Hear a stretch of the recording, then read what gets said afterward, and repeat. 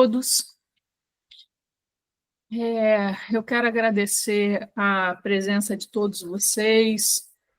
Hoje a gente vai fazer uma atividade que a gente nunca fez no Instituto, não formalmente ao menos, que é essa grande conversação dos supervisores com todo o Instituto, né? Com vocês. A série que mobiliza esse trabalho clínico que a gente vai fazer hoje é uma série que chegou à plataforma de streaming causando uma enorme comoção. Parece que hoje eu estava, enfim, pesquisando na internet, foi a série mais vista nos últimos tempos, né? A série se tornou um assunto recorrente nas rodas de amigos, nos jantares de família, e nos divãs dos analistas, né? Em Gradiva, ela tem sido pauta frequente nas conversações clínicas e nos grupos de estudo. Esse efeito é resultado de inúmeras discussões que elas nos permite fazer. Eu acho que enquanto psicanalistas, né? Mas também enquanto sociedade. A série ela faz a gente repensar algumas premissas que eram dadas como garantias, e acho que essa é a grande mobilização, né? Eu vou propor algumas discussões para a gente. Eu postei elas no Instagram, eu vou fazer uma retomada delas, vou avançar com algumas coisas que eu não tinha elaborado por falta de espaço, e vou colocar a minha posição para vocês numa leitura, enfim, minha, né, a partir do meu ponto de pesquisa. Nós vamos abrir o microfone a vocês, gostaríamos de escutar as impressões, né, as mobilizações que a série causou, e vamos dar a palavra aos supervisores. Vamos fazer um trabalho, de certa forma, diferente do que a gente faz aqui, né? Eu coloquei, então, 7 itens para discussão, que foram os que eu achei mais importantes, mas gostaria de me surpreender com alguns outros que eu não recolhi na minha leitura, né? Primeira delas, famílias funcionais geram filhos normativos? A série desconstrói essa afirmativa quando ela coloca um adolescente de 13 anos, né, acusado de assassinato e posteriormente assassino, no seio de uma família amorosa, sem vícios nem excessos. Segunda questão: as crianças estão seguras em suas próprias casas? A adolescência adverte que ideologias misóginas e extremistas invadiram espaços anteriormente salvaguardados, escancarando os perigos das redes sociais utilizadas sem supervisão. 3. As redes sociais utilizam a linguagem comum para a comunicação? A série denuncia que as redes são estruturadas por modos de comunicação de nicho, isso é importante, pactuadas entre os grupos, causando segregações e um distanciamento radical entre gerações. 4. Os professores ainda são figuras de autoridade? Além de apresentar professores destituídos de sua função simbólica, a adolescência evidencia suas consequências mais imediatas: o desrespeito, a violência, a desmotivação e o caos. 5. A culpa é sempre dos pais? Ao não responder rapidamente essa questão, ao não deixar a culpa ser fixada imediatamente nas figuras parentais, a série permite uma torção importante que tira a culpa e coloca a responsabilidade no centro da discussão. 6. E como pensamos na responsabilidade desse menino? Ela não se resume ao crime em si, mas também ao fato dele ter sido capturado pelo discurso misógino de forma extremista. A gente fala de uma responsabilidade. 7. O trabalho da perita pode ser considerado uma sessão de análise? Ela não é uma sessão propriamente dita, né? Os moldes de uma sessão de análise estándar, né? Mas pode-se dizer que é uma entrevista com orientação analítica, na medida em que as questões são elaboradas de forma aberta e permitem a associação livre do menino. Eu coloquei 7 pontos como um convite à nossa conversa de hoje, tá?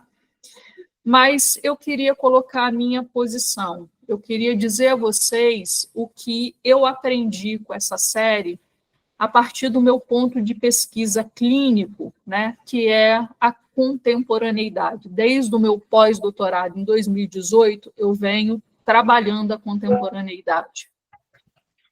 Eu consegui localizar nessa série alguns efeitos, né, do que a psicanálise de orientação lacaniana, que é a que onde eu fui talhada, né, chamou de queda do grande outro e pluralização das vias simbólicas. A Márcia está falando que a internet dela caiu. Pedro, você cuida para mim das entradas em sala, por favor, para eu me organizar aqui com o meu texto? Obrigada.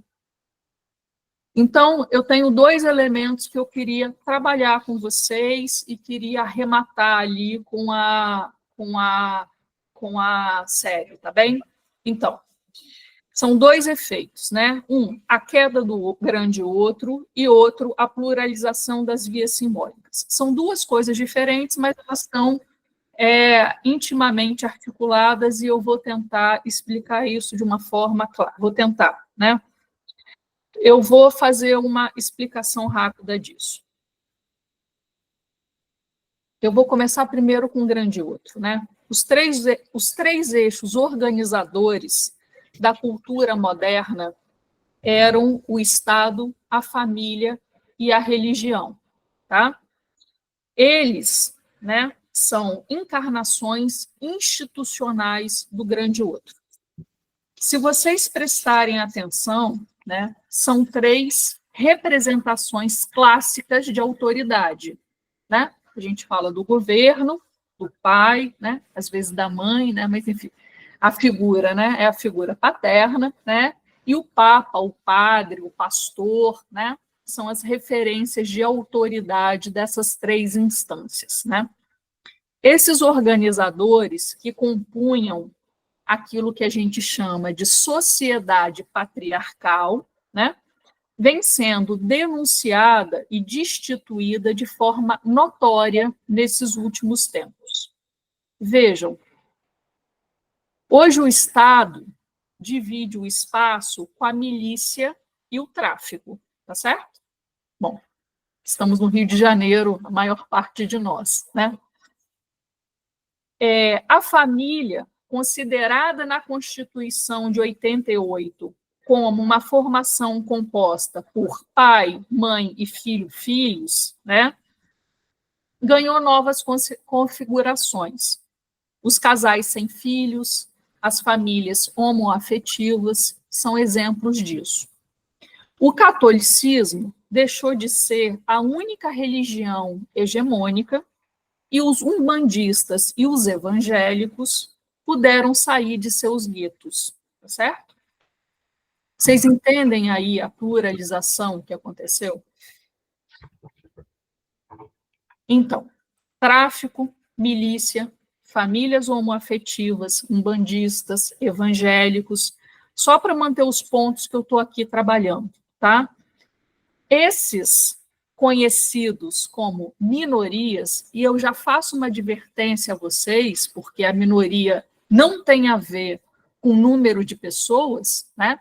Se vocês acompanham, né, minimamente aí, né, os jornais e a Globo News, fundamentalmente, tem dito ultimamente, numa série que eles têm feito, super cuidadosa, que os evangélicos hoje são a maior parte da população, né, do Brasil, a religião da maior parte da população, então minoria não tem a ver com números, né, essencialmente, né, mas essas minorias, elas pactuaram diversas coisas entre si, tais como valores, costumes e a língua, por exemplo.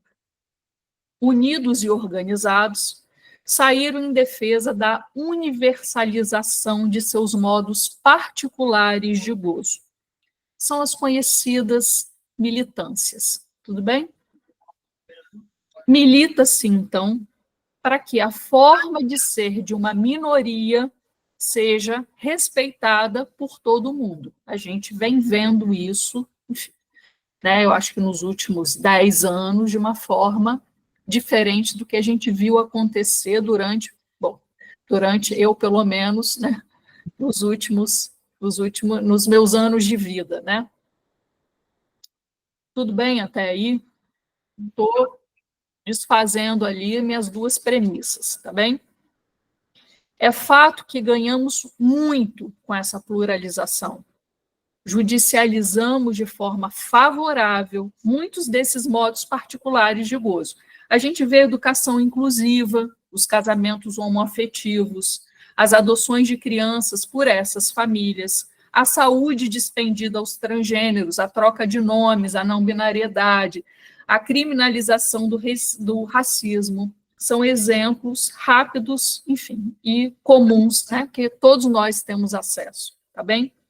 Mas nem tudo foi conquista. Com a pluralização, houve também uma enorme desorientação, que chega diariamente nos nossos consultórios como sofrimento. Eu já escutei isso e acho essa uma forma interessante de se dizer, né? O paciente meu esses dias estava me dizendo que ele sente como se uma cartilha houvesse sido rasgada. E ele, né? Enfim, e se está ainda mais difícil fazer uma leitura do mundo. Pais que não sabem como educar seus filhos, homens e mulheres que não conseguem entender a dança dos sexos. É isso que se escancara em adolescência. Os efeitos nefastos dessa pluralização são apresentados pelo viés do desamparo e do ódio. Desamparo de um menino diante de discursos misóginos e extremistas, dos pais diante de um filho assassino, de professores desmotivados e destituídos pelos seus alunos, de uma linguagem que, ao contrário da comunicação e do laço, né, entre diferenças, promove segregação e ódio. Eu vou parar por aqui. Vou passar a palavra a vocês, né, que a gente possa iniciar nossa grande conversação, recolhendo inicialmente as impressões de vocês sobre a série. Gostaria de convidá-los a falar livremente, apesar de eu ter me organizado com o texto, né? E depois eu vou passar a palavra para os supervisores que vão conversar, nós todos vamos conversar, fazer uma grande conversa, que a gente possa ter nessa noite de chuvas e tempestades, todos uma excelente noite de trabalho clínico, porque é isso que a gente está promovendo ao fazer esse convite a vocês. Palavra de vocês, gente.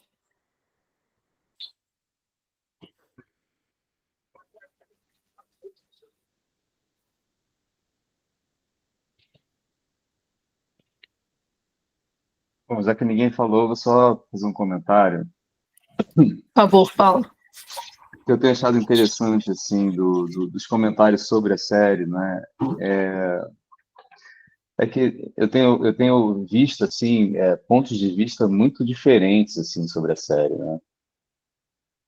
E isso me parece, assim, uma força da série mesmo, porque... Fala um pouco. Não, por exemplo, hoje eu li uma postagem do Marcelo Veras, né, do psicanalista baiano, e ele estava um pouco falando muito bem da série, né? Falando, ela é uma série que fascina também pelo exercício de cinema, né? Ela é uma série muito bem feita, né? Quase toda filmada assim em plano sequência, uma coisa, um cinema muito próximo do teatro, né? Já que a série é feita em tempo real, ela não tem Ih, acho que Paulo caiu. Paulo caiu, né? Ei, Marcela. Oi. Abre seu microfone, Paulo, por favor, que você, né, parou e voltou. Caiu, eu fui mexer aqui na orelha, e aí o fone agora, hoje em dia, você mexe nele, ele faz uma coisa já completamente diferente, né? Mas, enfim, eu achei isso muito interessante. E ele se queixava da série, dizendo que ela é uma série que acaba jogando a culpa nos pais. E eu não vi isso na série. Inclusive, tinham vários comentários, não é, que foram contrários a ele. Eu acho que isso é uma questão que fica em aberto, assim, mas eu não vi a série sendo vocal, assim, em jogar a culpa nos pais. Pelo contrário, né?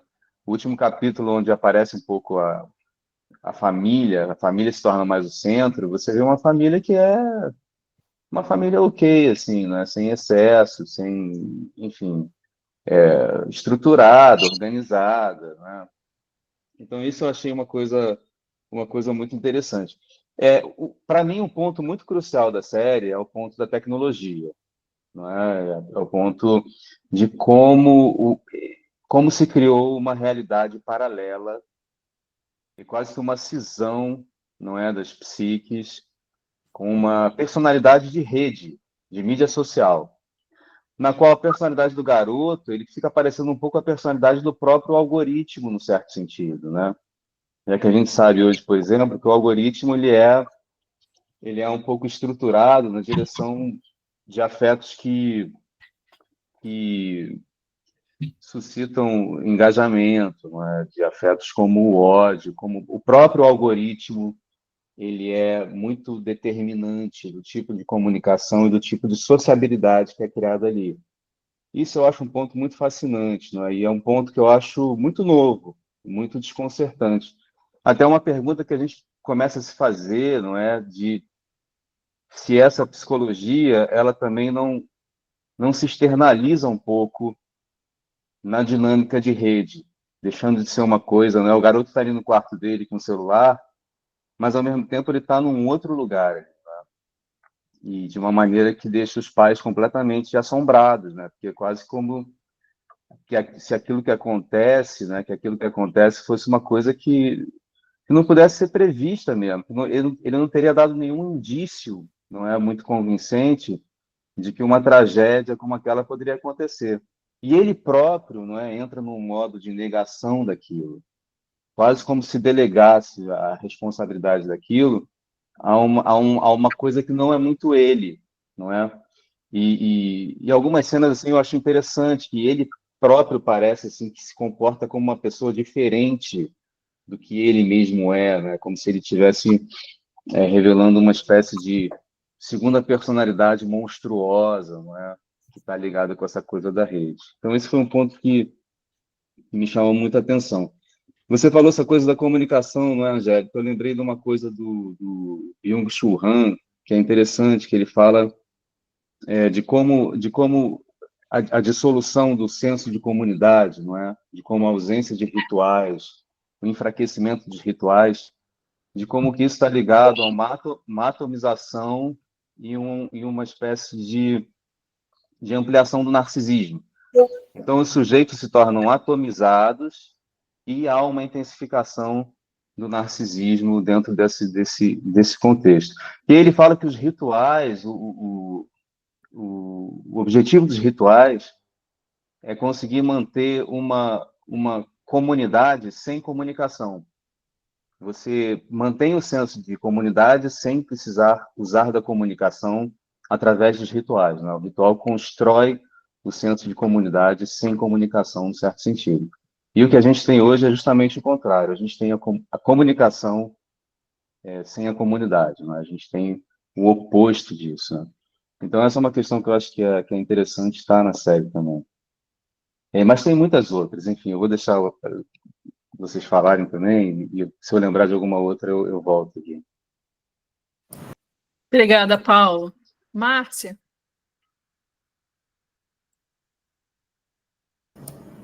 Márcia está aí? Acho que ela caiu. Caiu? Alguém quer falar? Daniele?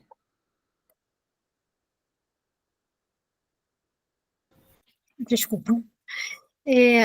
Essa questão o que eu tenho ouvido bastante em relação a essa série é a questão da culpabilização dos pais estarem trabalhando mais, em questão do home office, que trouxe uma sobrecarga muito grande de trabalho, e essa questão de, por trabalhar demais, está abandonando o filho e não está dando diretamente uma assistência. É como se assim, ele está ali no quarto dele, está tudo bem, porque ele está dentro de casa, enquanto que eu estou trabalhando, mas se eu for lá, eu vou estar invadindo a privacidade. É meio que uma invasão de privacidade. Eu escutei muito sobre isso, culpando muitos pais de não invadirem o tal espaço que deixou em aberto por conta de um excesso de trabalho.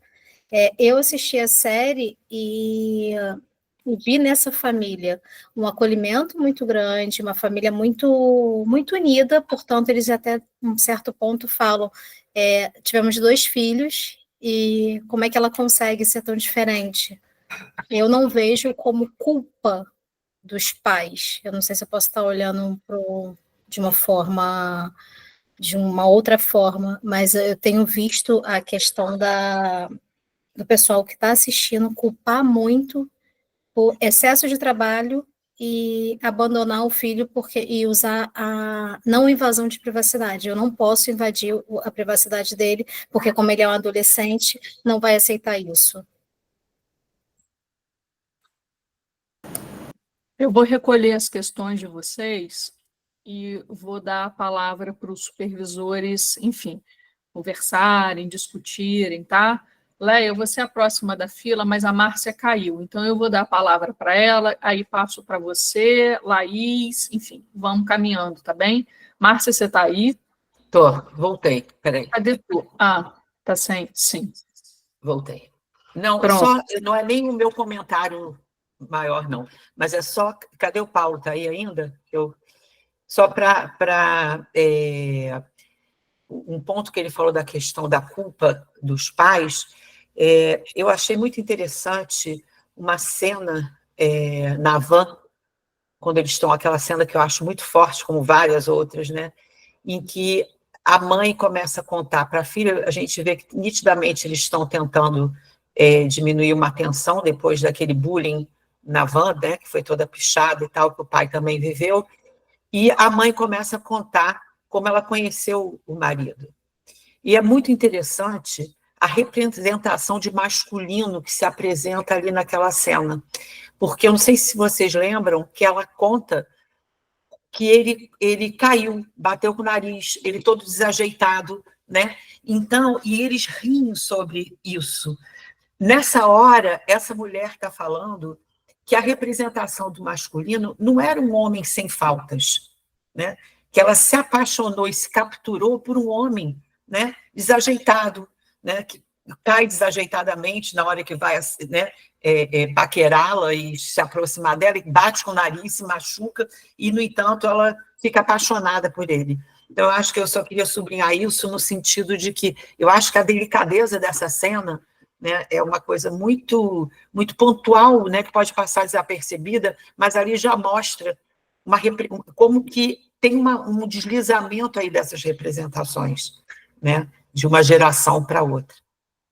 É isso aí que eu queria falar, associado à fala do Paulo sobre a culpa da família, né, na voz de Marcelo Veras que ele trouxe. Obrigada, Márcia. Leia.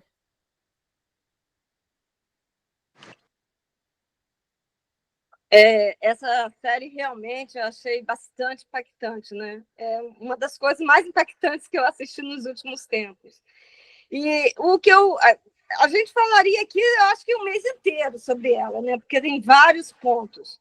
Mas uma coisa que o Paulo falou que me chamou a atenção foi o seguinte: eu não sei se foi uma percepção errada minha, mas para mim, ele, até o final, ele talvez não tenha. Ele era um garoto de 13 anos. Me deu a impressão de que ele não tinha a real dimensão daquilo que ele fez. Parece que ele demorou. Tem uma hora que ele fala assim, mas eu não fiz nada errado, eu não toquei nela. Como se o tocar nela fosse o problema para ele, não exatamente ele ter matado. Não sei se eu estou me fazendo entender, mas eu acho que a dificuldade que ele pode... Não estou aqui de jeito nenhum isentando de culpa nem nada, mas me chamou a atenção esse lado que ele, como um garoto de 13 anos, parecia que ainda não tinha uma maturidade para saber realmente o que ele estava fazendo. Eu não sei se vocês concordariam ou não com isso, eu gostaria da opinião de vocês. E eu acho assim que não vejo como que culpar a família, né? Porque ali a série, inclusive, foi muito inteligente, porque colocou uma família que pode ser o nosso vizinho, pode ser nós, pode ser qualquer pessoa. Não é uma família desestruturada, é uma família normal. E é uma família que, como a gente, como a sociedade se depara com essa questão da internet, ela também ela totalmente despreparada para esse mundo digital. Totalmente, assim como todos nós estamos, e todos nós descobrimos que estamos, né? Aí eu me parei pensando assim, meu Deus, ainda bem que eu não tenho filho adolescente. Então, eu acho que é assustador. Eu achei assustadora toda essa questão. E eu não saberia como lidar, de fato, com essa situação. E outro ponto que eu coloco, que a Angélica colocou, é que com essa desestruturação social toda, essa queda do patriarcado, o que eu, particularmente, acho bom, porque a gente vivia numa prisão, né? Então, de repente, as pessoas hoje são mais livres. Eu particularmente, acho ótimo. Mas parece que a sociedade não está conseguindo administrar isso. Não está conseguindo. Então, o meu medo é exatamente que, por conta disso, dessa deficiência nossa de administrar essa situação, a gente tenha realmente um retrocesso que está batendo aí na nossa porta. O retrocesso está batendo na nossa porta. E isso também, para mim, é assustador. Então, são pontos assim que me chamam a atenção e que eu gostaria que vocês me dissessem o que vocês acham de todas. Obrigada, Leia. Vamos rodar. Laís. Oi, boa noite. Eu acho, nossa, são muitos pontos. Eu vou tentar, não vou conseguir elaborar muito bem tudo, assim, obviamente.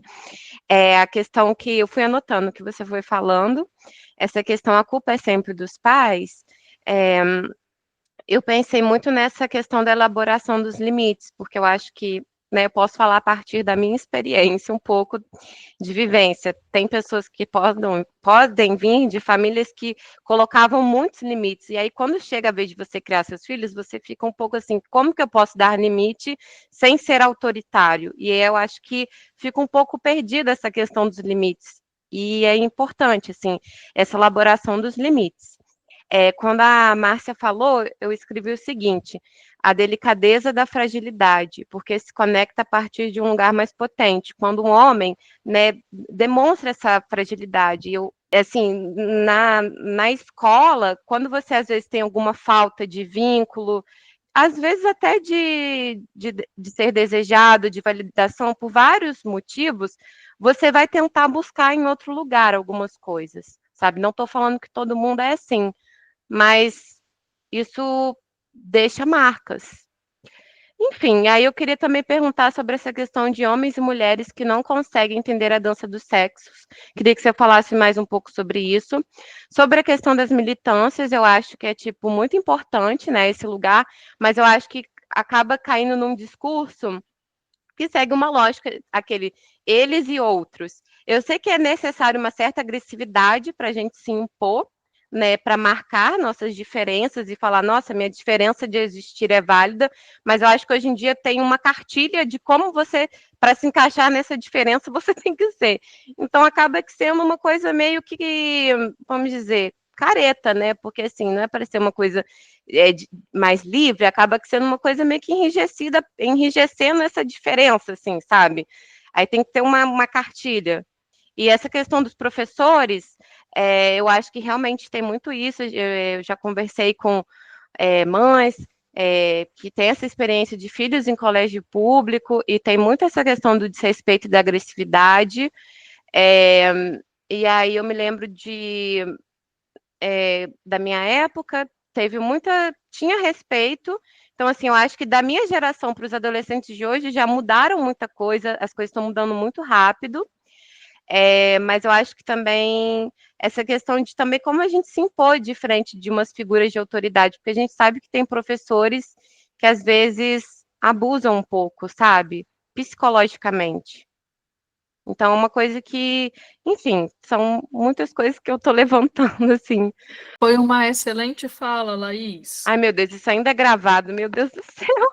A gente precisa fazer uma diferença, né, entre dar limites, né, e autoridade. Ser autoridade e ser autoritário são coisas diferentes. Eu acho que a gente precisa afinar isso na nossa discussão, tá? E essa coisa da dança do sexo, só para fazer um apontamento, eu vou deixar, enfim, a palavra rodar, mas a dança do sexo, ela depende da diferença sexual, que parece que nesta queda do grande outro, nesta pluralização, tem sido, enfim, diminuída ou tem sido apagada, né? E aí eu conto a você, assim, né, a vocês, mas a você, né, uma coisa que eu escuto no consultório, né, que existem pessoas que tomam, né, a cortesia de um homem, uma mulher que estava me contando, né, a cortesia de um homem como o abuso. Ela dizia assim: se ele vai me pegar em casa e ele abre a porta, ele está querendo me dizer que ele sabe a hora que eu vou entrar no carro. Então, a gentileza dele era tomado como um abuso. Então, assim, a dança dos sexos, que é um ser levado, o outro levar, né? Que é essa, no seminário 8, enfim, Márcia Infante está aí, né? No seminário 8, assim, né? Nesse trabalho lindo, que o Lacan fala da báscula entre o amante e o amado. Parece que os momentos atuais têm destituído isso. Vamos discutir bastante isso, só para te apontar aí para as coisas que você me entregou de volta da minha fala, tá bem? Eu vou rodar tudo e a gente conversa mais. Você falando isso da dança, eu consigo entender porque eu fiz amizades com mulheres que eu vejo que estão muito machucadas. E aí elas vão, na verdade, para esse discurso que você falou, um discurso bem. Mas ali lá no fundo, elas estão muito machucadas. Muito. Não é? Pela forma como isso, né? Como pensamos na responsabilidade desse menino, né? Tanto é que quando a gente foi falar da série, gente, eu só sei que eu vi a série, eu esqueci tudo, mas eu só lembro da cara do menino, tipo assim, ai, como se não tivesse feito nada. E o que mais os homens fizeram na história com a gente? É tipo trair e desmentir a gente. Ah, mas não foi bem assim. Então, assim, a gente vê como que essas mulheres, que agora você falando da dança do sexo, de abrir a porta, estão muito machucadas. Estão machucadas, muito. Muito Perfeito. machucadas. Vamos falar disso, Laís. Não sei se vocês conseguiram me entender um pouco. Diego, sua vez. Oi, gente, boa noite.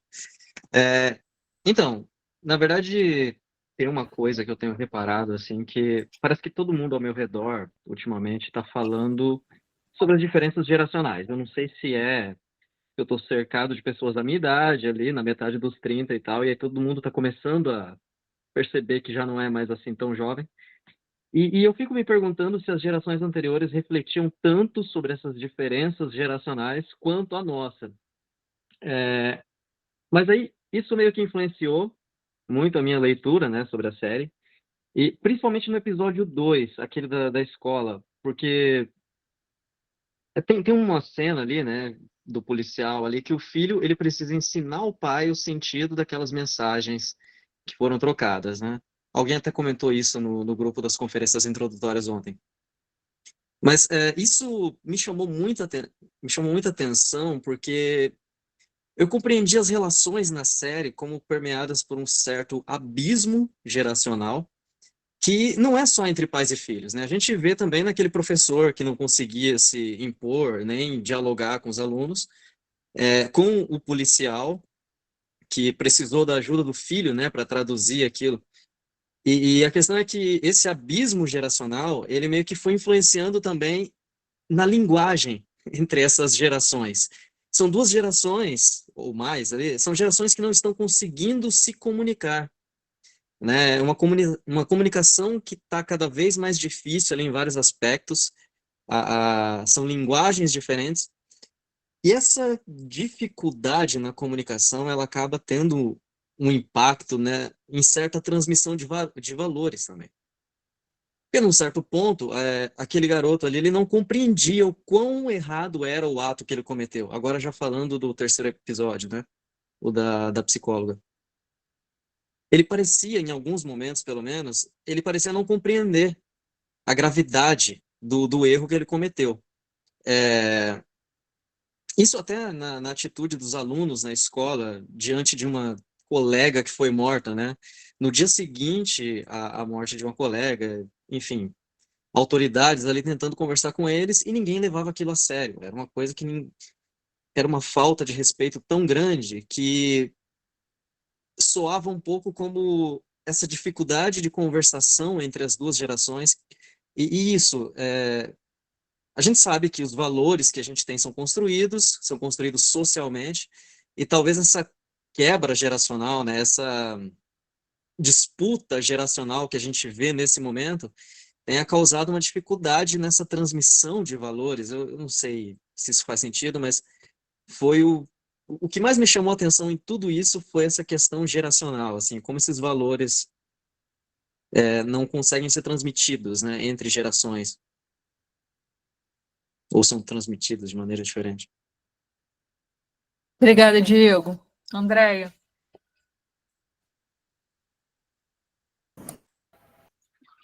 Então, boa noite.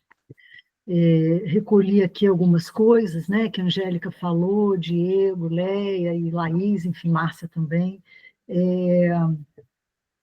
Então, eu acho que o primeiro ponto, assim, né, em relação a esse filme, né, é o desamparo onde todos estão, né, assim, né, desde o policial, né, na própria relação com seu próprio filho, né, é a primeira cena do filme, né, o menino dizendo para o pai que não vai para a escola porque está com dor, né, e o pai ali dizendo que ele acaba abrindo a guarda para o próprio filho, né. Então, revela, né, essa desorientação, né, generalizada, né, como a Angélica falou aí, né, ou seja, as balizas, né, em relação aos lugares, né, parece que realmente se dissolveram, né, e a gente vai precisar de muito trabalho, né, para poder recompor, né, não mais o que era, né, mas alguma outra coisa com isso, né. E aí, né, Diego, você fala dessa diferença, né, geracional, né, quer dizer, de alguma maneira,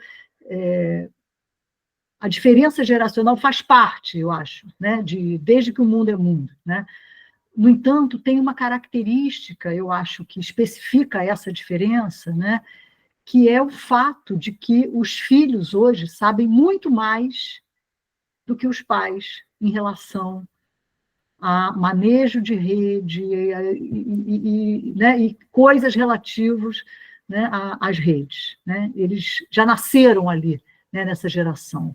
Então, eles têm, de alguma maneira, um saber, né, um saber entre aspas, né, um saber pela via da informação, né, que não é da via eu diria, de uma transmissão, né? Mas pela via de uma informação, né, que ultrapassa os pais, né? Então, isso faz diferença, né? O Lacan fala uma coisa assim, bem legal, né? Ele vai dizer que a transmissão, né, é pela via de um desejo que não pode ser anônimo, né? E o que a gente vê na internet é a transmissão, né, pela via anônima, né? E é isso, né? Ao invés de perguntar ao pai ou à mãe como funciona alguma coisa, né? Pela própria passagem que é a adolescência, né? Onde o saber dos pais, né, tendem a se desvanecer, né? Nessa passagem aí de criança, né, para adolescente, né? Só que esse saber anônimo, né, ele não é da ordem de uma transmissão, né, de um desejo, né? Ele muito mais causa embaraço, né, do que referência, né, do que aponta, né? E aí, Lé, eu vou discordar um pouquinho de você, né, porque eu acho que as leis são necessárias, né? As leis no sentido das referências, né? No sentido daquilo que se transmite como lei, como um lugar de autoridade, né? Hoje a gente carece disso, né? E isso não tem a ver com autoritarismo, né? Isso tem a ver com referência, até para que eu possa fazer outra coisa, né? Eu preciso ter uma referência, né? Para que eu possa né, no tempo da adolescência, né, que é muito comum, né, me rebelar contra alguma coisa, né? Isso precisa estar colocado, né, nessa relação aí que o adolescente tem, né? E um outro ponto que eu acho, né, eu vou falar rapidinho aqui para passar a bola, né, que eu acho que é importante, né, é que nessa passagem, né, no tempo da adolescência, duas coisas se impõem, né, para o jovem, né? Quem ele é, né, e qual é o seu sexo, né? Necessariamente ele vai se confrontar, né, com angústias, né, intensas em relação a isso, né? Porque primeiro porque ninguém pode responder a isso, né, quem ele é e qual é o seu sexo, né? Isso é algo que ele vai precisar construir, né, nessa passagem que é a adolescência, né? E me parece que uma questão, só para concluir, né, porque ele vai buscar, né, nos grupos, né, pertencimento e reconhecimento, né, que me parece que a grande questão, uma das, né, são poucas, né, em relação ao Jamie, né? Ele se identifica, né, com um grupo, né, com a panela, né, como dizem, né, da internet misógina, né, e é a partir, né, desse encontro, né, com um perverso, né, que ele constrói um lugar para ele ali, que ele é feio, né, e que ele vai buscar ali uma punição à menina, né? Eu tenho mais coisas para falar sobre isso, mas né, vamos deixar a bola correr aí. Obrigada, Andréia. Cláudia Murta, vamos. Eu gostei muito, né, do tema, da conversa, né, e eu, como muitos, eu estava muito curiosa para ver o que vocês iam dizer, né, sobre a série, e diante da conversação aqui, fiquei pensando em algumas coisas, assim, achei muito, muito interessante o que as pessoas disseram todas, e sobretudo o que a Leia disse, eu achei muito interessante.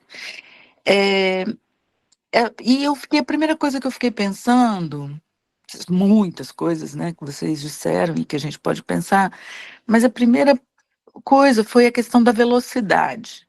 E quando Paulo, eu acho que muito inspirado no Veras, né, falava da questão da câmera que vai, né, que ela é contínua, a velocidade que as coisas acontecem na internet. Então, o tempo da internet é o tempo que eles tentaram colocar o filme lá, né, da forma como filmaram, a técnica, né, que usaram para filmar, que de alguma forma acompanha, mas a velocidade, o 5G, sei lá, agora nem sei se tem coisa maior que essa, ela é tão rápida. E como a forma de lidar é tudo muito rápido, como a adolescência mesmo. A adolescência, o nível de crescimento é muito rápido, às vezes cresce em 12 centímetros em um mês, né? Uma coisa tão rápida que a gente não consegue acompanhar. A subjetividade em questão, que está no momento, não consegue acompanhar aquela velocidade. E aí eu acho que foi, nem sei se foi a Márcia, se foi a Léa, não me lembro exatamente quem falou, que o menino não sabia, né? Não. Ele não sabia o que estava acontecendo com ele, não me lembro exatamente quem falou. A Léa falou sobre isso, Foi Cláudia. Léa, né? Exatamente. Ele não sabia o que estava acontecendo com ele, porque em alguns momentos, quando a gente trabalha com adolescência, quando a gente trabalha com gestação, essas mudanças são muito rápidas que a gente não consegue acompanhar. Não consegue. E aí, o que que faz? Né? O que que faz? A série se passa em outro país, com leis diferentes das nossas, né? Mas nas nossas leis, se aquilo acontecesse nas nossas leis, a responsabilidade cairia sobre os pais, sim. Sobre os pais, sim. Eu não sei, é Inglaterra, não sei qual país é aquele, Inglaterra, né? E aí não faço ideia de como são as leis lá. Mas as daqui, os pais teriam responsabilidade, sim. Eu tive um caso de uma pessoa que eu conhecia, que a filha estava passando por dificuldade na internet e por coisas relativas à internet. E a mãe me ligou e eu falei assim: olha, você vai agora para a polícia, porque senão você vai ser responsabilizada pelo que está acontecendo. Aí ela: está acontecendo um caos na minha família, Cláudia, você só tem a me dizer que eu posso ser culpabilizada ainda por cima pelo que está acontecendo, que eu nem tenho nada a ver com isso. Eu falei assim: e você vai correndo e você vai agora. Então, quando a gente trabalha com violência, a violência, o maior lugar de violência é dentro de casa. É o maior lugar de violência, é o maior perigo que se corre dentro de casa. Em termos estatísticos, isso, em termos dos índices, né, dos mapas de violência que a gente tem. Então, essa questão dos pais, ela é complexa. E nesse caso que eu estou me referindo, que eu só não posso dizer muita coisa, meu irmão trabalha com segurança em rede. Eu falei em casa isso, meu irmão chegou e falou assim: gente, mas como se deixa uma criança na internet e não sabe o que está fazendo? Você deixa seus filhos andarem na rua sozinhos? Se eles não sabem, duas crianças sozinhas andarem na rua sozinhas, você não sabe? Não, você não deixa. Então, você não solta sozinho dentro da internet. Também não. Então, é algo de complexidade, e eu acho que foi o Diego que falou, né, que é geracional. Eu acho que é mais que geracional. A gente não acompanha, não. Tem uma desinformação, tem uma falta de palavra. E eu acho que a internet ela diz muito disso, porque eu me lembro muito que o Alain Badiou dizia, né, falando quando se deixa algum espaço vazio, o capital sempre vai entrar. O capital sempre vai entrar. E a internet, ela está aí, o capital e junto com ele a violência. porque é isso que está incluído aí.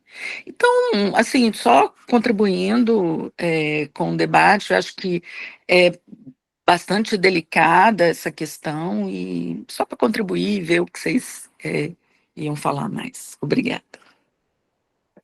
Eu que te agradeço, Cláudia, a presença e a contribuição preciosa. Márcia, por favor. Várias colocações aqui foram encontro de alguns pontos que eu tinha pensado para trazer, e achei ótimo que a Cláudia Murta levantou a bola para mim, né, trazendo essa questão, né,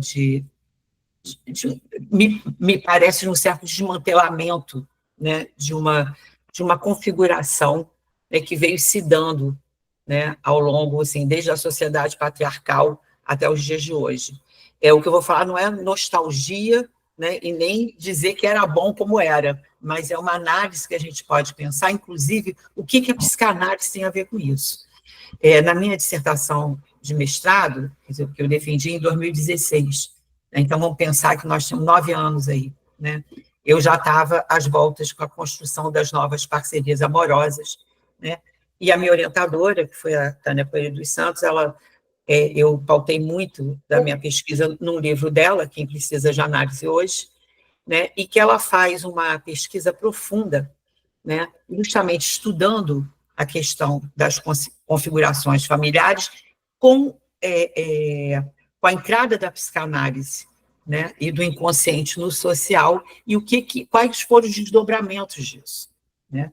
Então, ela pega revistas que eram de aconselhamentos direcionado às mulheres. Então, nos anos 50 era a revista Leide, nos anos 60 a revista Cláudia, nos anos 80 a revista Nova, né? Todas com aquelas colunas de aconselhamento, e a partir daí, né, as mulheres vão endereçando suas questões, e ela foi pensando, né, toda uma mudança que vai havendo nas parcerias, e ela vai dando nomes. No primeiro período, em 50, ela chama de ideal de harmonia que existia, né? Então, nos casais da família existia uma definição de papéis muito rígida, eu vou resumir super, muito rígido, né? Cabia ao homem as virtudes, cabia ao homem os proventos, às mulheres, né, a abnegação, o trabalho doméstico, e esse modelo era pautada numa moral religiosa, né? Quer dizer, existia todo um entrelaçamento entre esses papéis e uma moral religiosa vingente, né?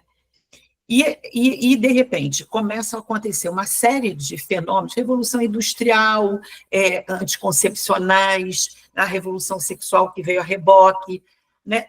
A psicanálise trazendo um modelo de sujeito completamente diferente do padrão do modelo religioso, né?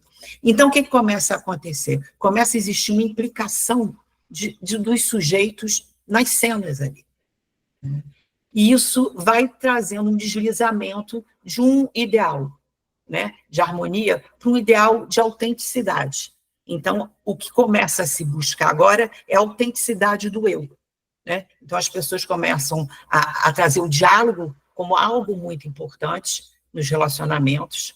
E aí entra também a ideia eu não sei se vocês conhecem um livro chamado Transformação da Intimidade, do Antônio Giddens, que ele vai trabalhando toda essa questão, como a intimidade foi entrando nos seios familiares e transformando as funções que eram da mulher e do homem. E a intimidade foi trazida muito pela mulher, né? E ela começa a questionar o homem, ela começa a questionar a infidelidade masculina, né? Ela começa a questionar o seu lugar de vítima, inclusive, das traições. Então, o sujeito do inconsciente, ele passa a ser um sujeito também implicado no destino das suas coisas, né? Então, o eu ganha a cena, um eu autêntico, um eu que pudesse se bancar por completo. E, nesse sentido, né, ela nos traz uma ideia que eu acho muito interessante, que é uma confusão que passa a existir entre o conceito de repressão e recalque. O recalque como algo que se dá, né, no nosso psiquismo, né, que tenta colocar, né, pegando bem um Freud, bem inicial, colocar uma ideia incompatível, né, de forma que ela não fique ali na consciência, né, do sujeito. A repressão é um conceito que vem da repressão social, né? Então, o combate ao autoritarismo, né, ele trouxe não só um ataque a uma repressão, né, social, mas também ao recalque. É como se tivesse que suspender todo o recalque, né? Então, sujeitos assumidos, né? Então começa toda uma política, eu mereço, só lamento, né? É assim, eu sou assim, né? Quer dizer, eu sou assim, né? Se eu fui muito, mas eu sou assim, né? Então eu sou assim e cadê o outro? Né? Então começa, de novo, resumindo muito, um deslizamento para um individualismo, que seria o terceiro período já em 80. E a gente está vendo hoje, em 2025, outros tantos ideais que a gente pode também, né, pensar quais seriam os ideais desse momento.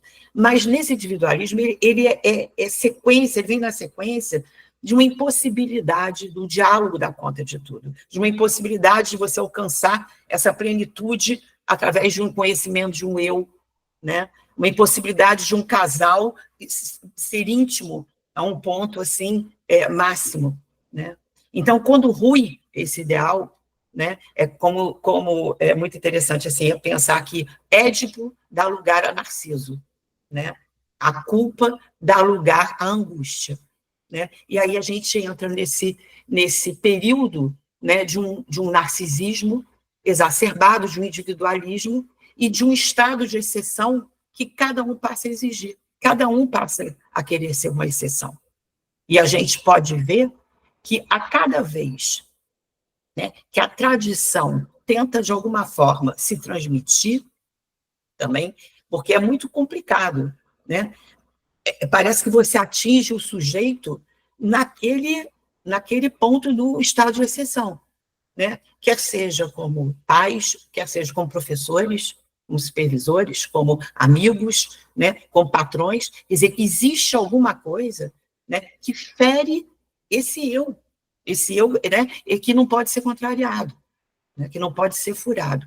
Então, eu acho que a gente acabou ficando no momento muito do tudo se pode, né, e o que eu acho que acaba desembocando nessas subjetividades, né. Eu estou fazendo um resumão, mas só para incrementar um pouquinho, para dar um tempero na nossa conversa. Temperaço. Vamos adiante, vamos conversar um pouco mais. Vamos lá, Pedro. Obrigada, Márcia. Bom te ouvir. Oi, gente, boa noite. Então, estou adorando as falas, muito, muito rico o debate, assim, de fato. Vou fazer pequenos, assim, à parte tanto sobre essa questão que a Angélica trouxe, né, acabou reverberando, né, também do social, né, e da cultura, enfim, como isso é importante para a psicanálise, para a clínica, né, fundante até. E também um pouquinho sobre a série, sobre algumas impressões que eu vou pensar da série para a gente fazer circular o debate, né? Mas sobre essa questão social, eu fico pensando também, por um lado, né, que entre o patriarcado e o ultracapitalismo, o neoliberalismo turbinado, ultra mega, tudo acelerado, etc., a gente fica numa espécie de discurso gêmeo, né? Assim, acho que o Lacan ajuda um pouco a gente. Gêmeo não, porque são lugares diferentes, mas o lugar do autoritarismo está também no neoliberalismo né, contemporâneo. Assim. O Paulo estava falando sobre o narcisismo, etc. Né? A gente recolhe muitos efeitos disso na clínica, inclusive. Né? Então, existe uma estrutura de autoritarismo sustentando esse lugar também, de alguma forma. Acho que o Lacan, quando ele fala em discurso... Oi? Abriu aí? Mas Tá. Foi falha ou alguém quis falar? Tá bom. Mas tá bom. O Lacan, quando ele pensa, por exemplo, a questão dos discursos, né, quando ele vai fazer um esforço para pensar o laço social, mais um, na verdade, né, desde que o Lacan fala em outro simbólico, ele está pensando o laço social também, né, como parte inerente ali inclusive do manejo clínico, né, como presença ali de alguma forma, o terceiro. Mas ele vai dizer do discurso do mestre e do discurso universitário, que depois ele faz uma deriva para o discurso capitalista, né? Ele vai interpretar também como discurso capitalista. E esses discursos são discursos de anulação do sujeito, né? De anulação do desejo, de anulação da falta. E ele propõe, assim, né, um quarto discurso que seria, pela passagem do histérico, é o discurso do analista, enfim.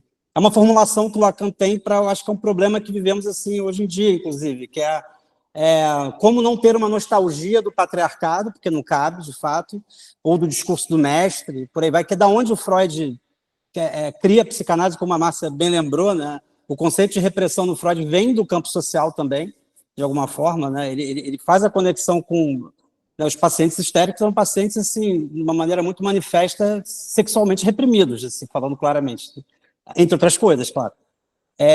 Isso conecta com recalque. Mas, então, assim, de certa forma, a gente fica um pouco nessa balança, né? Às vezes, assim, e eu fico pensando que, assim, o discurso, o que o Lacan chama de discurso capitalista, é um discurso extremamente autoritário também, só que é outro tipo de autoridade, né? E, às vezes, como é difícil para a gente identificar. Então, isso enfim, uma contribuição para esse debate, assim, né? E no sentido, assim, de que, né, do ponto de vista da psicanálise, a gente está pensando numa terceira via, de certa forma, né? Que não fique nem entre esse hipernarcisismo, que a gente vê as consequências psicopatológicas na clínica de todo dia, né? E nem também, vamos dizer, essa organização mais clássica que a gente encontra nos trabalhos do Freud, nos quadros clínicos do Freud, né, que marca de nascença a psicanálise, que é essa figura patriarcal mais tradicional, né? Então, eu acho que tem uma tentativa de achar uma terceira via, assim, mas de alguma forma, assim, isso influencia também, causa impactos na clínica, né? E outra questão que eu ia trazer também é sobre a série. De fato, porque isso que ele está falando é sobre a série, né? Então, tem a ver, né? Mas eu fico pensando assim, aí trazendo assim uma questão mais pontual mesmo, de tentar pensar e propor para vocês essa reflexão, até por que a gente está falando tanto sobre a série, né? Por que teve esse efeito de contágio, né? Eu acho que foi um efeito muito benéfico, assim, um efeito até simbólico, de certa forma, né? E até conectar um pouco, assim, de pensar o que é esse ato que o Jamie faz. Assim, por que ele pega e pensar isso, assim, de uma estrutura, um olhar psicanalítico, né? Assim, pensar como uma espécie de passagem ao ato, mas, assim, que o Jamie faz uma maneira que ele encontra de finalmente conseguir o apelo e conseguir convocar uma autoridade, né? Ele tem a atenção do pai, ele tem a atenção da comunidade, ele é incluído quando ele se exclui, né, de alguma forma, né? Então, assim, pensar esse ato dele como uma forma de inscrever, não escrevendo, claro, aí não estou falando assim dos conceitos de uma maneira muito rigorosa, passagem ao ato, act, enfim, mas de escrever alguma coisa da castração, que era uma coisa que estava faltando escrever.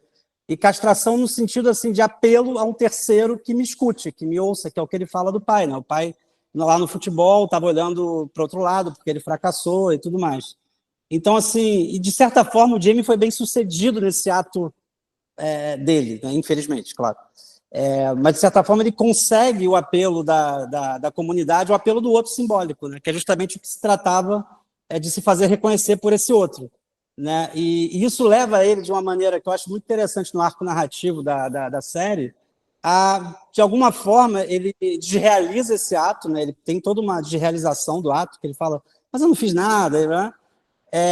Mas ele chega em um momento, que é o momento culminante, talvez, pelo menos na minha leitura, assim, que ele, no carro, né, ele fala para o pai, eu sou o responsável. Ele se responsabiliza pelo ato, né? Então, e a série trabalha... Eu fico pensando que esses roteiristas, eles devem ler psicanálise, eu não sei se eles captam alguma coisa, porque é impressionante, né? Porque o Paulo estava falando da divisão do Jamie, né?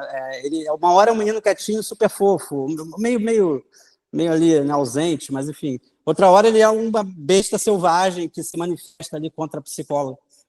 Do sujeito que a gente fala. E também essa estrutura do ato dele, como isso também pode ser lido, de alguma forma, como um apelo à lei. Isso tem toda uma tradição na psicanálise de leituras de atos como apelos recalcados, né, na forma do ato, né, mesmo a lei, né? Pensar naquele caso do Lacan, da Aimee, por exemplo, né, que o delírio dela, quando ela vai e tenta assassinar uma atriz francesa, que era uma futura paciente do Lacan, e que passa o ato, né, tentando assassinar uma atriz.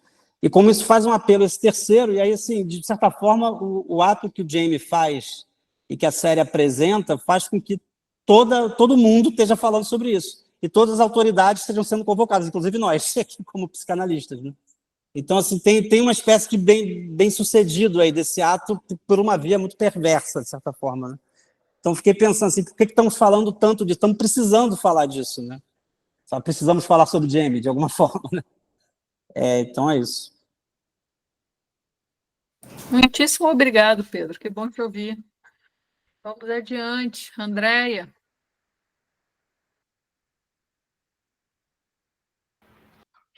Então, eu quero trazer um pouco, né, disso que Pedro falou, porque acho que, né, assim, li um pouco como um acting, assim, endereçado, sabe, assim, é uma cena que tem endereçamento, né, e muito me chamou a atenção, né, a mesma cena, né, falada tanto pelo Jamie quanto pelo pai dele, né, sobre a questão do futebol, né, quando né, ele fala, né, na conversa com a psicóloga, né, de que o pai desviava o olhar dele, né, para não ver o fracasso dele, né, e aí a pergunta que ficou para mim era: fracasso de quem?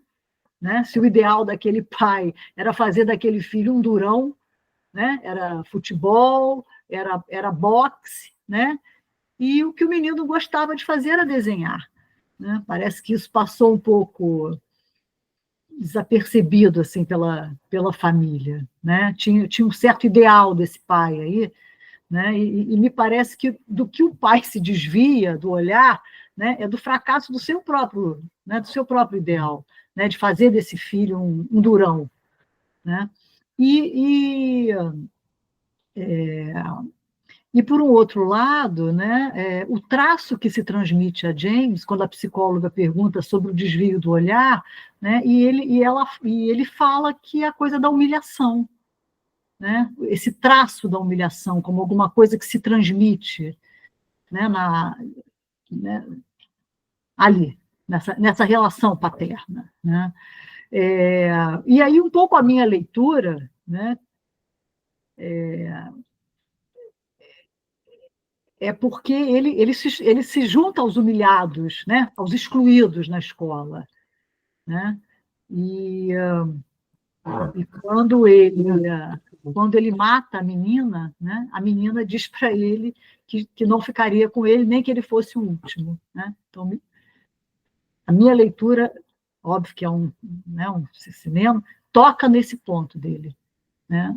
E ele mata nesse ponto. Enfim, mas acho importante, né, porque o que Pedro traz, né, o que ele não pôde dizer, né, algo que ele não pôde dizer, e ele age. Né? Tanto que a pergunta dele para a psicóloga, né, se ela gosta dele. Né? Ou seja, qual é o meu lugar no seu desejo? Né? Que lugar eu tenho, né, no seu desejo? Né? Que parece que é a questão de todo adolescente, de alguma maneira. Né? Nessa passagem aí, né, onde ele está perdendo aí as referências, né? E só para concluir um pouquinho aí, né, a Angélica pergunta sobre o lugar dela na entrevista, né? Ela não é analista, né? Mas me parece que James demanda a ela um lugar de escuta, né? Justamente porque ela fazia perguntas, né, fora do padrão, que o convocavam de um outro lugar. Né? Ele pergunta ali: nossa, mas pode perguntar isso? Né? O outro não perguntava isso. Né? Então, ela né, na transferência, né, ela, ao mesmo tempo, promove ali os demônios do lado dele, né, porque ela sabe aonde ir, né, e, enfim. E a pergunta que ele faz é isso, né? Você gosta de mim? Né? Que lugar eu tenho para você? Né? É isso. Joia, Andréia, esse episódio da perita é maravilhosa, né? Assim, o episódio é maravilhoso e ela é maravilhosa também, né? Ela vai na tessitura, né? Ela vai no significante, ela pega o afeto, o silêncio. É um trabalho maravilhoso. Laís, diga lá. Eu, pegando essa. Quando foi que o Diego falou sobre o abismo geracional? Eu pensei sobre nessa nova linguagem que a internet está dominando, que é uma nova forma de linguagem. Eu tenho contato muito com o Instagram, mas eu não tenho tanto com o TikTok. Eu sei que o TikTok é uma grande plataforma que capta muito e é uma outra. Até a linguagem entre as redes sociais, elas mudam muito. A questão do pertencimento e reconhecimento, e a questão do desejo, de ser desejado, e às vezes para a mulher tem essa questão de ser escolhida. E hoje em dia, olhando assim, o padrão que se exige, né, nas redes sociais, tanto eu acho que os homens passam por isso também, os meninos, mas as meninas também, mas muito na forma de uma estética assim do corpo, de um formato que às vezes é muito inatingível. São questões que eu acho que rondam muito as angústias da adolescência, pertencimento, reconhecimento e a questão do desejo, o olhar do outro, porque de alguma forma a gente se faz um pouco com o olhar do outro. Essa questão da passividade, que alguém pontuou, né, sobre a vítima, né, como nessa questão da mulher passar também, né, de a gente quer sempre ser escolhida, mas quando que a gente também quer escolher, sabe? Não sei dizer. Algo assim. Essa questão do espaço vazio que o capital entra, achei interessante. A questão do eu que não pode ser furado, porque se um eu furado, a gente precisa lidar com angústia, o que hoje ninguém quer sentir é angústia, então pega o celular e fica rolando a tela, muitas vezes. E quando o Pedro Laureano falou, me veio uma frase na cabeça, que vai ser um pouco bruta, mas eu vou falar. Me veio uma frase, assim, pode ser uma grande besteira, mas para mim veio essa sensação de que ele não pôde penetrar ela com o pau, mas ele pôde penetrar ela com a faca. E a partir do momento que ele penetra ela com a faca, ela morre. Entendeu? Me veio um pouco isso, assim. E ao mesmo tempo essa ambiguidade, né? Que ao mesmo tempo o que está acontecendo, ao mesmo sabe, essa ambiguidade dele do que está acontecendo e essa questão da responsabilização, acho interessante, que tem também uma confusão ali. Obrigada, Enfim. Laís. Márcia?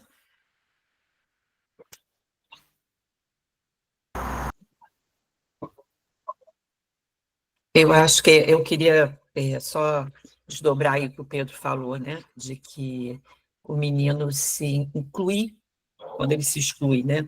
Que tem uma demanda, ele é um terceiro, que a Andréia lembra para a gente bem, que tem uma demanda de amor que ele faz, inclusive, para a psicóloga, né? E eu acho que essa demanda de amor aí tem muito a ver com que fica borrado, né? Das bordas geracionais, exatamente, né? Diego trouxe isso aqui na fala dele, e eu acho que essa questão dos pais serem muito amigos, né? Dos pais se preocuparem deles serem amados pelos filhos, né? Desses pais que não podem ferir esse eu desses filhos, né? Dentro daquela fala que eu falei anteriormente, né? Eu acho que tem esse efeito colateral aí, né? Que é justamente esse apagamento. Então, a gente vê, inclusive, que o próprio falo, que é o significante da falta, que seria um organizador das diferenças sexuais e das geracionais, né? Ele deixa de operar como esse significante, né? Então, eu acho que esse menino convoca, né, esse terceiro que você está falando, me dá a impressão, que ele faz essa convocação muito nesse pedido, porque se é tudo tão bacana, uma família tão legal, né? Por que esse menino estaria demandando através de um ato de tanta violência, né? E só mais deixar uma questão aqui, gente, cadê a mãe? Né? Aonde, né, nessa série ninguém fala da mãe, né? Ninguém fala da mãe. A questão do pai, né? Ele mesmo escolhe o pai para acompanhar ele na delegacia, né? E fica uma interrogação, cadê essa mãe? Né? Mas é isso. Obrigada, Márcia. Débora?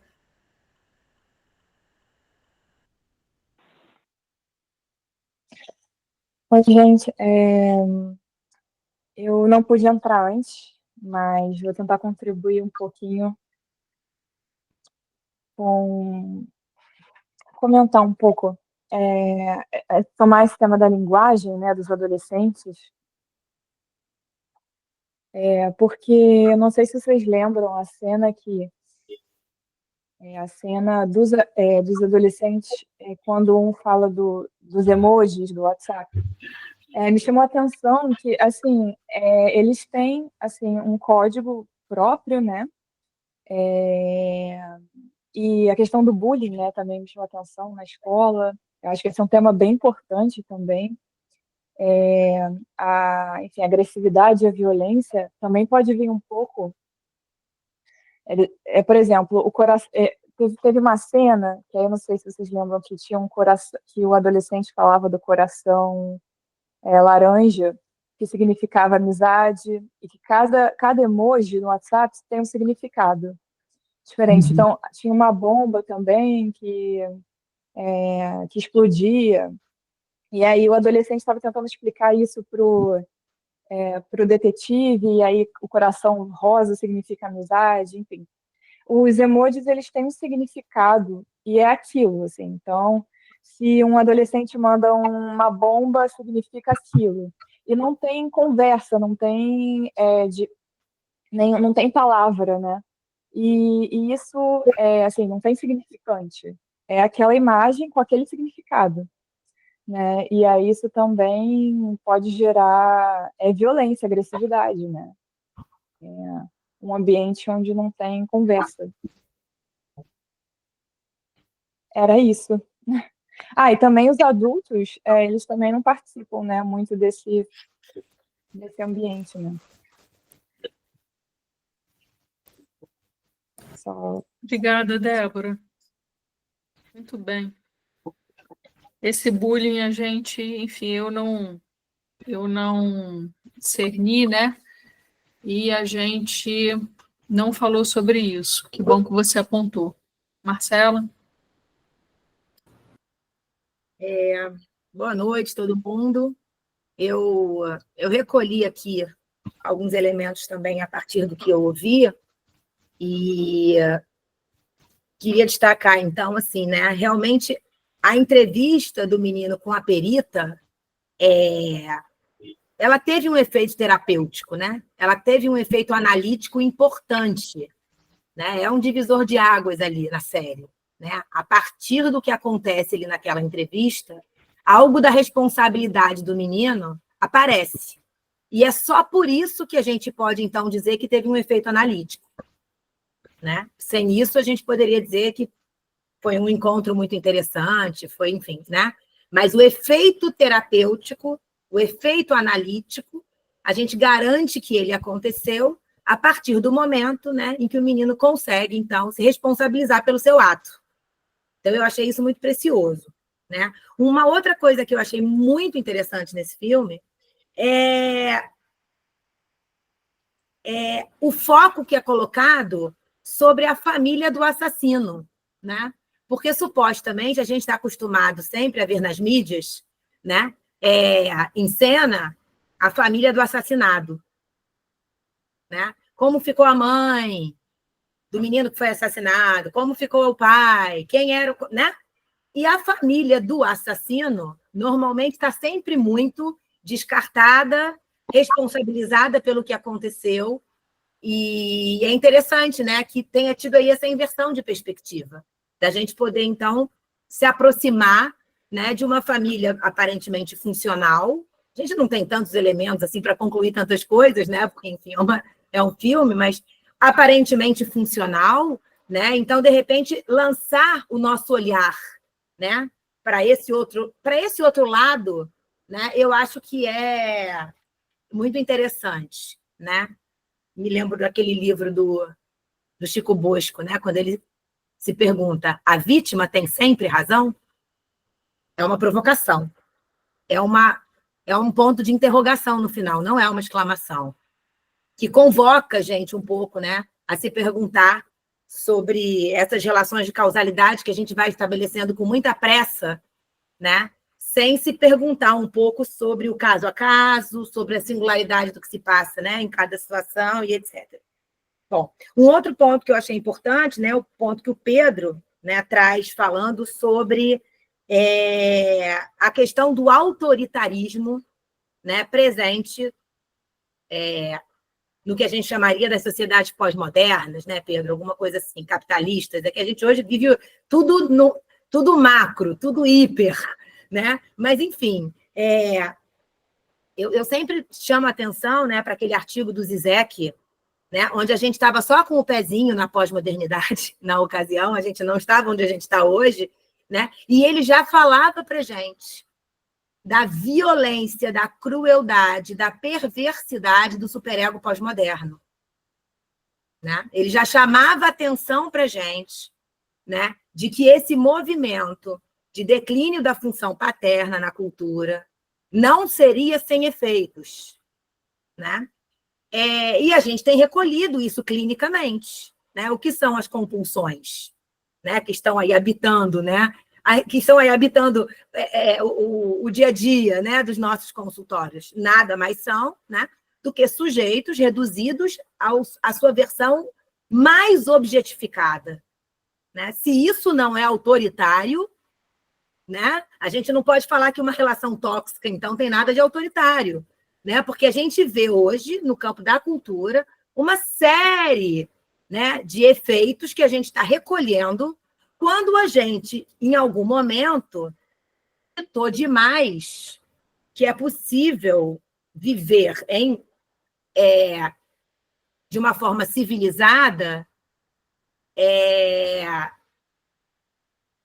tratando de uma forma talvez um pouco ingênua e eufórica os ideais de liberdade, igualdade e fraternidade, né? Talvez a gente precise repensar um pouco, né? Como que a gente faz com isso agora, contemporaneamente. E aí, pegando realmente carona na fala do Pedro, uma questão que me ocorre o tempo todo, né, em relação a isso, é isso. A gente hoje, então, tem sujeitos desamparados, absolutamente desbussolados. E isso vale para o pai, para o policial, isso vale para o menino, isso vale para a menina, isso vale para os professores, para a diretora daquela escola, né, que é uma persona, né, desbussolada, né? Então, você vê ali um desbussolamento por todos os lados, e aí eu fiquei me perguntando, a partir da fala da Márcia, né, quando a gente faz essa confusão aí, né, entre repressão e recalque, e a gente acredita que, para a psicanálise, a constituição de um sujeito depende de um lugar de alteridade, né? Eu fico me perguntando, na cultura contemporânea, como as figuras de autoridade tradicionais não digo que funcionavam para caramba e que a gente tem que resgatar isso, não. Mas quando as figuras de autoridade hoje são absolutamente dispensadas das suas funções, né, e são absolutamente esvaziadas da sua função, eu só posso acreditar, porque eu acredito em psicanálise, que outras pessoas ocuparão esses lugares. É fato. E a grande questão que a gente tem hoje em dia é quem serão ou o que será, né, que hoje, numa cultura capitalista, como o Pedro traz, né, o que será que ocupa o lugar dessas figuras que outrora, né, foram legitimadas e instituídas minimamente, né, pelo universo familiar. Na hora que um adolescente me pergunta, se referindo ao pai dele, quem ele pensa que é, a gente começa a se perguntar, né? Quer dizer, que figura de autoridade para um sujeito que não é capaz de reconhecer nem no pai essa posição, Então, o que a gente precisa talvez se preocupar nesse momento, aí eu estou trazendo muito para a clínica contemporânea, porque eu acho que a gente precisa, né, fazer isso conversar com o que a gente encontra no nosso consultório, é um pouco isso, né? Quer dizer, quem serão hoje os outros que estão sendo habilitados pela lógica do consumo para ocuparem esses lugares? Porque tem uma galera funcionando muito bem aí nesse lugar. Né? As religiões estão aí, os coaches estão aí, a milícia está aí, os pastores estão aí. Né? Então, assim, será que isso se perdeu? Ou as cadeiras estão ali e tem outra galera sentada? É uma coisa importante da gente pensar. Tá? Era isso, gente. Obrigada, Marcela. Ganhou coraçõezinhos.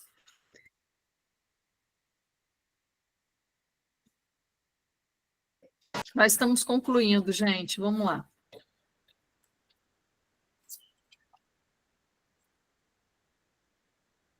Leia, você vai falar? Levantou a mão? Abre seu microfone para falar conosco. Rapidinho, uma coisa que me chamou também a atenção é o seguinte: a gente fala em autoridade, tudo, com certeza. Alguém está tomando esse lugar. Adorei a fala da Marcela. Mas a gente tem que ter muito cuidado com isso. Mas o que eu me pergunto também é o seguinte: existe uma linguagem paralela aí do adolescente que nós, pais, educadores, psicólogos, não dominamos. Não dominamos. Então, em termos práticos, como dominar essa linguagem? Como entender, como se colocar no lugar dele, ver a vida do jeito que ele vê? Porque, veja bem, se eu converso com uma pessoa que fala uma língua que eu não entendo, eu não vou conseguir interagir com ele. Eu não vou conseguir me colocar, ver a vida do jeito que ele vê. Então, eu não vou conseguir ajudá-lo. Eu não estou falando no caso extremo, né, de um assassinato, mas eu estou falando hoje, no dia a dia. Como lidar com essa linguagem que a gente não consegue dominar? E como, por exemplo, esse grupo da internet, ele não foi simpatizante com esse grupo da internet. Esse grupo da internet, ele recrutou um menino porque ele entendia a linguagem dele. Ele ouvia o menino, ele sabia ouvir. Então, eu acho que tem que ter essa questão da autoridade, com certeza. E, em momento nenhum, eu acho que a minha primeira fala foi mal entendida, no sentido de eu achar que não tem que ter lei. Claro que não, lógico que não tem que ter, é óbvio. Mas eu falei de uma liberdade subjetiva que a gente vem adquirindo e conquistando as mulheres, as minorias, e a forma da gente pensar, eu acho isso saudável. Tem que ter uma autoridade, sim, claro, mas existe uma necessidade, existe uma linguagem nova aí, que nós não estamos dominando e que é necessário dominar. Então, em termos práticos, como se dominar essa linguagem? Posso... Fala, Paulo. Isso? Espera aí, só um pouquinho, Débora, você conclui aqui. Fala, Paulo. Não, eu fiquei pensando assim que a coisa que mais mexeu comigo assim, né, ao ver essa série é um pouco essa ideia que a gente fica buscando assim um motivo, uma causa, não é, para o menino ter cometido um ato tão extremo. E a série não dá para a gente uma causa que a gente possa fechar, não é? Quando ela vai revelar a família, ela não revela nada, quase nada para a gente, que a gente possa usar como sendo, não é, numa relação de causa e efeito, assim, como sendo o motivo que levou o menino a fazer aquilo. Até o bullying que ele sofre, não é, pelo menos da maneira que é mostrada, é um bullying meio corriqueiro, né? Que muitos outros meninos devem sofrer também. Mas por que ele é levado a fazer aquilo, né? Essa coisa fica na nossa cabeça e é um motivo um pouco de interesse e de desconcerto, né? O que mexeu comigo foi um pouco essa ideia de que só a transmissão familiar ela não dá conta mais, diante de um mundo que está todo em ruínas e todo se desfazendo. E isso é que mexe com a gente, né? Porque eu acho que a gente tem muito essa ideia, não é? Não só a gente, acho que o universo da cultura passa muito para a gente essa ideia, né? De que o mundo pode estar desmoronando, mas se você tiver uma família legal, estruturada, que consiga passar para você valores, né? Você pode confiar que as coisas vão dar certo para os teus filhos, né? E essa série mexe com isso, por isso que ela apavora um pouco a gente, né? E é interessante também que o olhar psicanalítico, ele vai buscar na família, não é? Vai tentar buscar ali na família, na mãe, essa mãe tá esquisita na série, não é? O pai que virou a cara para o moleque que ele jogava futebol mal, né? Se o moleque não joga futebol bem, não pega a mulher na escola, o que sobra para esse moleque como imagem de masculinidade? A gente fica tentando elaborar motivos, mas nenhum deles é muito convincente, assim, né? E me parece que é uma coisa proposital também da série, né? Enfim, eu acho que é isso que me tocou muito, né? É que a família é como se fosse o último bastião. Vamos fazer uma grande família. A gente, quando tem amigos queridos, vai logo chamar de família, né?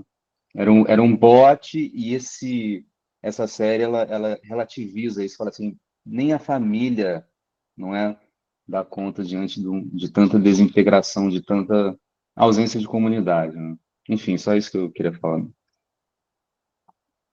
Obrigada, Paulo. Vamos lá, Débora.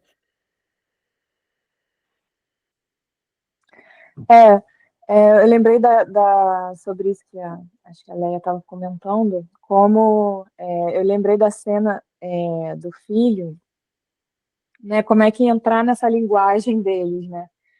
Mas tem essa cena do delegado que ele está falando com o filho dele, porque o filho dele chama para explicar para o pai, que é o delegado, a linguagem deles no WhatsApp. E o pai não consegue ouvir. E ele não consegue escutar. Ele fala: olha, isso, na verdade, você está entendendo errado, significa tal coisa, tem todo um código e tal. E aí, no final, ele consegue explicar, o pai consegue ouvir, e eles se entendem ali. E depois vão comer uma pizza, sei lá, o pai fala que ama ele, enfim. Porque isso foi uma maneira de até aproximar os dois, assim. Então é isso, eu acho que também tem o lado do adolescente também querer, não sei, se abrir. A série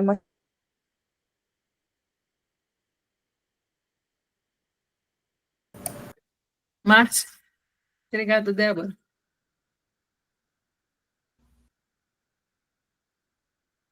Vou me estender, não, só uma frasezinha que eu fiquei pensando, né? A gente aqui o tempo todo falou, como nas discussões que a gente vê aí, todo mundo fala família funcional, né?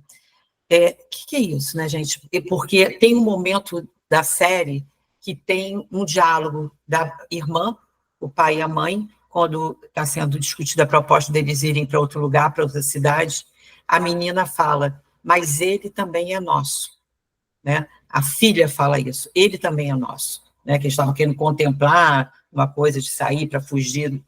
E eu fiquei pensando muito nisso, ele também é nosso. Quer dizer, será que também não há uma denúncia aí sobre esse funcional? Será que é tão funcional assim? Né? Está funcionando como? Né? Porque a gente acha que está tudo bem, todo mundo amigo, né? Todo mundo de bem, família está ali toda na boa, mas tem algo que emerge. Né? O que emergiu aí dessa família funcional? E eu acho que talvez questione a funcionalidade dessa família. Né? Foi o que me veio aqui. Porque a gente, né, o nosso susto, eu acho que aponta para isso também. Né?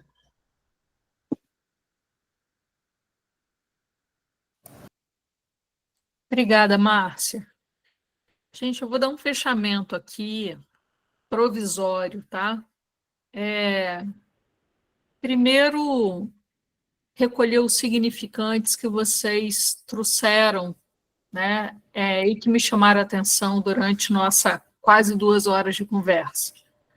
Limites, autoritário, diferença, desamparo, humilhação, violência, moralidade, anulação, esvaziamento, consumo. Eu acho que são formas de falar desse desamparo na atualidade. Uma outra coisa é a seguinte, é interessante, né, enfim, fala da Leia, que vem sendo trazida, né,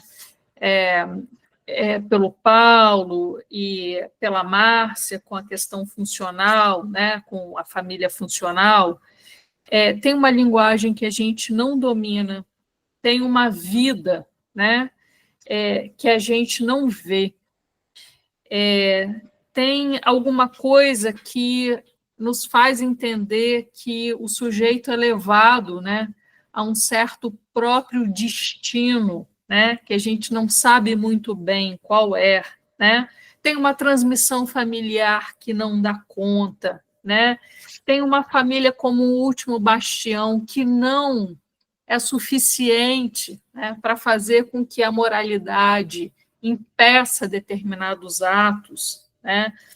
E tem esse funcional que a gente pode entender que é imaginário, né, e que não dá conta.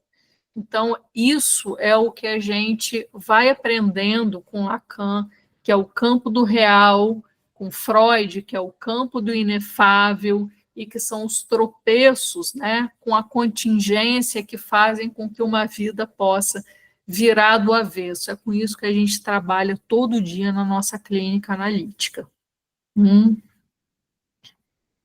Eu quero agradecer a presença de vocês, dizer que a gente nunca fez 1h e quase 50 de conversa, né? Dizer que as nossas falas entremeadas com as questões de vocês enriquecem todos nós, né, como supervisores, professores, alunos, praticantes, enquanto instituto, e que a gente possa exercer, né, nosso lugar de fala e que a gente possa continuar carregando as nossas questões para os nossos grupos e para nossas conversações, que fez o que o Instituto tenha se mobilizado, né, a essa noite tão rica que a gente teve hoje. Obrigada, gente. Obrigada, Cláudia, você mandou uma mensagem. Obrigada, pessoal, que a gente ecoe aí a nossa conversa de hoje.